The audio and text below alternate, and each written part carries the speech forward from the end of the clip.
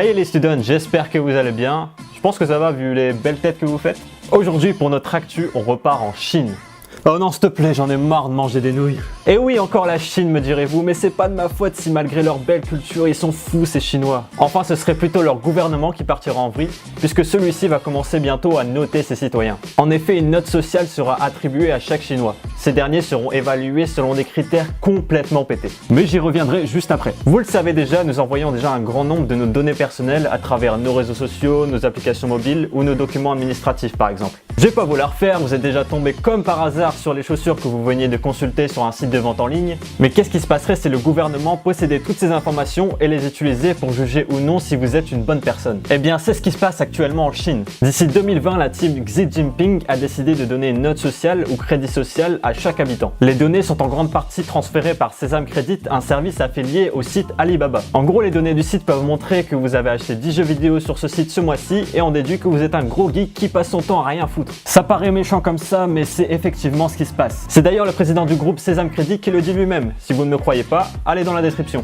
Mais attendez la fin de la vidéo quand même. Et les citoyens chinois les moins bien notés pourraient effectivement ne plus prendre l'avion. Ce scénario délirant et pourtant bien réel semble tout droit inspiré de la série de science-fiction Black Mirror. Celle-ci donne une satire à chaque nouvel épisode de ce que pourrait devenir notre société avec les avancées technologiques. Dans un épisode, c'est d'ailleurs un système de notes qui définit si une personne est fréquentable ou pas ou si elle peut acheter un bien immobilier. Oui, je sais, c'est pas moi qui fais le ciné-série, j'ai compris. Enfin bref, revenons à nos moutons. On parle de cette fameuse note depuis tout à l'heure, mais elle repose sur quoi finalement? Alors en Chine, à partir de 2020, si tu payes pas bien tes impôts, ta note baisse. Si tu reçois pas certains diplômes, ta note baisse. Si tu commets un délit, ta note baisse. Et si tu dis que Xi Jinping ressemble à Winnie l'ourson sur le web, ta note baisse. Et qu'est-ce qui se passe si ta note est trop basse? Eh bah ta connexion à internet peut être restreinte, tu peux te voir refuser certains emplois ou tu ne peux carrément plus voyager. Et ça, c'est que des exemples.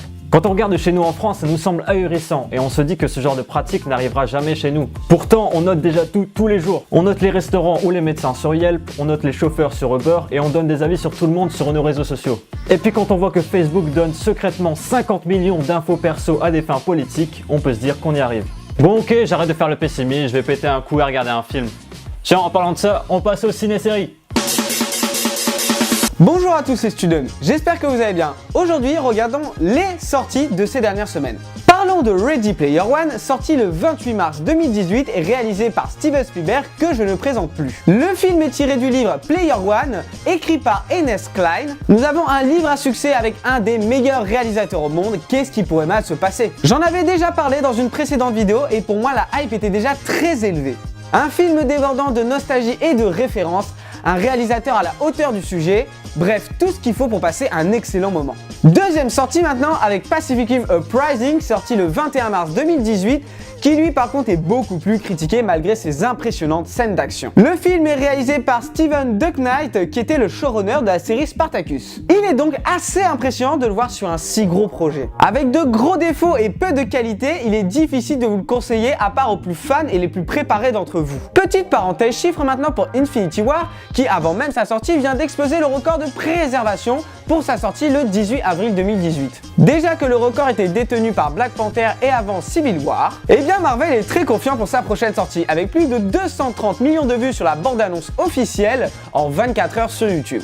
Avec un taux de 97% de personnes hypées sur un échantillon de 1000 sur le site américain Fandango. Eh bien le film promet d'être un immense succès financier, il est même possible qu'il dépasse Avatar et ses 2,7 milliards de dollars de recettes. Bref, affaire à suivre. Du côté des séries maintenant, nous avons La Casa del Papel qui sort sa saison 2 sur Netflix le 6 avril 2018. Je peux imaginer votre impatience, mais rien ne vous empêche de regarder la version espagnole déjà sortie au pays. Je ne vous apprends rien quand je dis que la saison 2 va démarrer à la suite directe de la saison 1. Des trahisons, des interrogations vont faire leur apparition et pourquoi pas même diviser le groupe. Il ne reste plus que quelques jours pour en être sûr et si vous n'avez pas encore vu la première saison, foncez la regarder. Et juste avant de finir et de passer le flambeau au bon plan, je vais parler quelques instants de Annihilation. Sorti au cinéma aux États-Unis, au Canada et quelques autres pays. Le distributeur avait jugé le film beaucoup trop cérébral pour le grand public et craignait un gros bide en salle. Netflix a donc sauvé la situation en rachetant les droits de distribution pour sa plateforme. J'ai eu la bonne idée de regarder le texte en anglais sous-titré anglais, avec le texte mixant science et réflexion sur la vie, autant vous dire que j'étais comme ça. Un film qui soulève beaucoup d'interrogations et plus complexe qu'il n'y paraît, mais néanmoins très intéressant. Je vous le conseille malgré ses défauts venant du scénario. Un film qui vaut le détour avec ses visuels particuliers et sa bande son impressionnante, même si personnellement je suis un peu resté sur ma faim. Bref, maintenant passons au bon plan. Hey, on débute ce mois d'avril dans une super ambiance. La Biche et le Renard, qui fêtent normalement leurs 2 ans le 27 mai, était bien trop chaud pour louper l'occasion de fêter l'événement à la gare Saint-Saul. Alors rendez-vous le samedi 7 avril dans un des lieux les plus iconiques de notre belle ville. Les festivités commenceront à partir de 16h. La Biche a sélectionné parmi les Lilloises les Instagrammeuses les plus stylées et présenteront également 2 stands méga vintage. Ah, on n'est pas bien là. Ça fera 23 €, mademoiselle. Oui, attendez une petite seconde. Enfin, tout ça dans la meilleure des ambiances musicales qui rendra tout le monde heureux. Funk, disco et house. Plusieurs DJ lillois viendront vous ambiancer et sérieux, je les trouve vachement prometteurs. On a Wallcake, l'organisateur des Domingos de la Biche et le Renard. C'est lui qui va entamer l'après-midi au poil avec ses mix qui vous projettent dans l'ambiance directe. Suivi de près par Fruji, qui offre des mix pour toutes les heures et toutes les humeurs. Pour nos deux derniers Lillois, Too Many Cars et Bogota Sound System, je vous mets le lien de leur SoundCloud en description si vous avez envie d'un peu de fraîcheur dans vos playlists. La soirée s'achèvera sur un dernier mix avec Les Yeux Orange qui ne peut que te faire kiffer ta soirée. Ce duo parisien est né de 2 fondateurs passionnés de musique électronique qui ont débuté en lançant une chaîne YouTube où ils partageaient leurs dernières trouvailles et à côté de ça, ils ont organisé des événements tout aussi cool. Maintenant qu'on a des cuvées, je vais vous proposer 3 chaînes YouTube pour vous améliorer en design. Et le must, c'est qu'elles sont françaises. On sait tous comment c'est relou de se lancer dans un tuto en anglais alors qu'on est déjà en galère. La première, c'est Team 8 Tuto. Plusieurs pros s'y sont mis ensemble pour vous concocter des tutos pour tous les niveaux. Et quand je vous dis que c'est super diversifié, je déconne vraiment pas. Mon gros coup de cœur, c'est cette putain de bannière trop stylée de Stranger Things. Ensuite, si vous êtes fan de photos, vous ne pouvez pas passer à côté de Serge Amélie. Il s'agit d'un photographe parisien qui propose de nombreux tutoriels sur Lightroom pour réaliser des retouches sublimes. Par contre, sa vocation internationale l'a poussé à proposer quelques tutos en anglais. Mais si vous te cherchez bien, il y en a plusieurs dispo en français.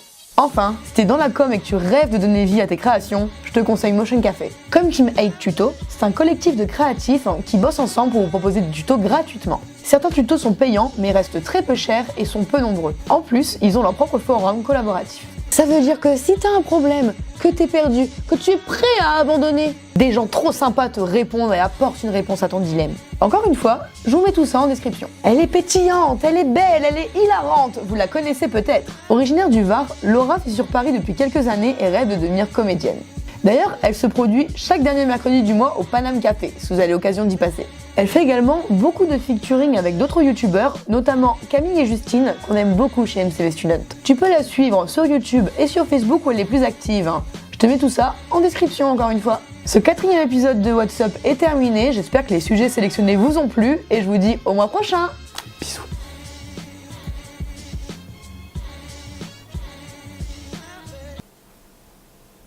C'est bon, on éteint ?